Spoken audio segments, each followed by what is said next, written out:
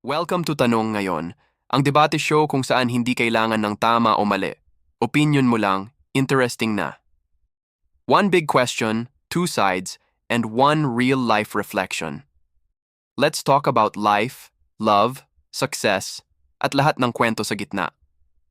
So, ang tanong natin ngayon ay, mas okay ba ang simple life or ambitious life? Take it away, Ayay. Mas okay ba ang simple life o ambitious life? Alam mo, interesting tong tanong na to kasi dalawang bagay yan na madalas pinapaglaban. Pero kung tutuusin, hindi naman talaga sila magkaaway. Parang dalawang umagang magkaiba ang timpla. Minsan gusto mo ng tahimik na kape sa veranda. Minsan gusto mo ng double shot espresso para harapin ang buong araw. Pero sige, himayin natin. 1. The beauty of a simple life. May mga tao na nagsasabing, simple life is the best life. At hindi sila nagkakamali. Bakit? Kasi sa simple life, hindi ka nagmamadali. Hindi ka naghahabol ng validation. Hindi ka nakikipagkarera sa iba. Ang pananaw mo ay, basta meron akong mahal sa buhay, may pagkain sa mesa, may konting peace of mind, okay na ako. At marami talaga ang napapagod sa pressure ng modern world. Bills, expectations, hustle culture, productivity videos, social media comparisons. Minsan gusto mo lang talaga ng hangin, hindi achievement. Ang simple life, para siyang warm hug, tahimik, hindi magulo, hindi mataas ang stress. And most of all, you get time. Time to breathe, time to rest, time to be human. 2. The power of an ambitious life. Pero paano naman yung ambitious life? Ito naman, yung buhay na puno ng gusto ko pang maabot, gusto ko pang makamit, may mission ako, may kailangan pa akong itayo o patunayan. At hindi rin mali yon.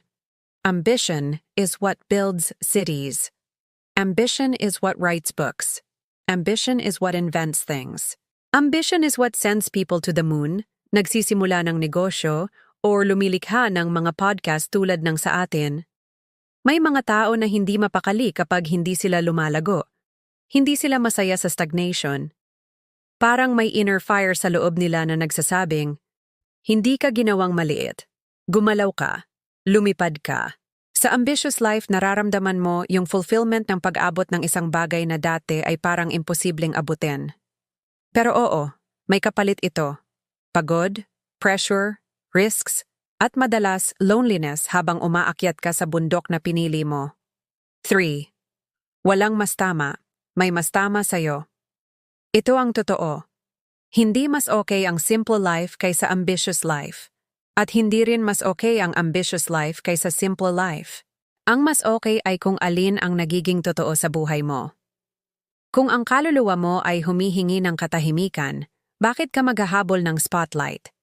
Kung ang puso mo ay tinatawag papunta sa mas malaki at mas mataas na mission, bakit ka magpapakulong sa maliit?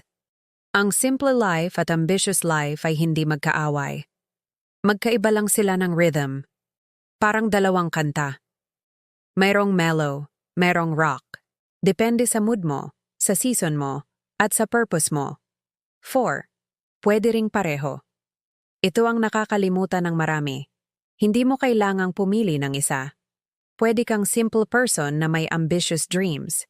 Pwede kang ambitious person na may simple moments. Halimbawa, may taong ambitious sa career, pero simple sa personal life. May taong simple sa kabuhayan, pero ambitious sa pagiging mabuting magulang.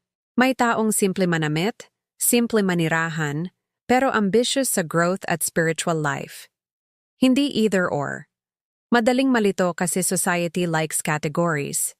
Pero ang buhay, hindi. Fluid yan. Nag-iiba habang tumatanda tayo, habang may nangyayari sa buhay, habang nagbabago ang puso. 5. Hindi pare-pareho ang pinanggalingan natin. Kung lumaki ka sa hirap, minsan ambisyon ang kailangan para makaahon. Kung lumaki ka sa pressure, minsan simplicity ang kailangan para huminga. Kung nasunog ka na dahil sobrang trabaho, simple life ang best friend mo. Kung nakulong ka dati sa fear at insecurity, ambition ang magsasalba sa'yo. Walang universal formula. Walang one-size-fits-all life philosophy. Ang mahalaga, hindi ka nakikibuhay ayon sa standards ng iba. 6. Ang masakit na katotohanan, marami ang namumuhay hindi dahil gusto nila, kundi dahil naisip nila dapat. Maraming tao ang ambitious dahil dapat may marating. Maraming tao ang simple dahil baka mapahiya ako pag hindi ko kaya. Pero kung tatapatan natin ang honesty, mapper, simple life ka ba dahil gusto mo? Or dahil takot ka pumalpak? Ambitious ka ba dahil may mission ka? Or dahil kailangan mong patunayan ang sarili mo sa mundo? Yan ang malalalim na tanong. When you remove fear, shame, ego, and external expectations, malalaman mo kung alin ang tunay mong gusto. 7. Ano ang mas worth it? Ang mas worth it ay yung buhay na hindi mo ikinakahiya. Yung buhay na kaya mong ipagtanggol. Yung buhay na pag inisip mo, sasabihin mo, hindi man perpekto pero akin to. Kasi ang totoong kalayaan hindi galing sa dami ng pera or dami ng pangarap. Galing yan sa alignment, sabay ang puso, isip at kaluluwa sa direksyon mo. 8. Sa dulo. Ang tanong ay hindi.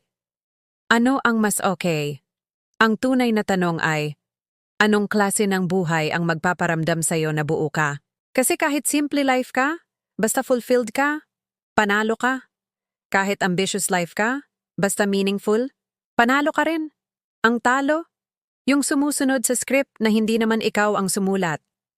Bago tayo magtapos, kung ikaw ang tatanungin, ano ang pipiliin mo? Simple life? Ambitious life? O isang hybrid na ikaw lang ang makakagawa? Anong isasagot mo kung ikaw mismo ang tinanong? Ikaw, ano ang buhay na gusto mong ipaglaban? O ayan mga kakwentuhan, narinig nyo ang debate ngayon. Maraming salamat mga kakwentuhan sa pagsama ninyo sa isa na namang makabuluhang usapan dito sa ating podcast. Sana ay may napulot kayong aral o inspirasyon na makakatulong sa inyo sa araw-araw. Ako si Edwin, at tandaan, kwento mo, kwento ko, kwento nating lahat. Hindi lang basta usapan, kundi buhay na aral. Kung nagustuhan nyo ang episode natin ngayon, please like, share, and subscribe. At maraming salamat naman doon sa nakapag-subscribe. Malaking tulong ito sa akin. Hanggang sa muli, mga kakwentuhan. Ingat kayo palagi at huwag kalimutang magbahagi ng mabuting kwento sa iba.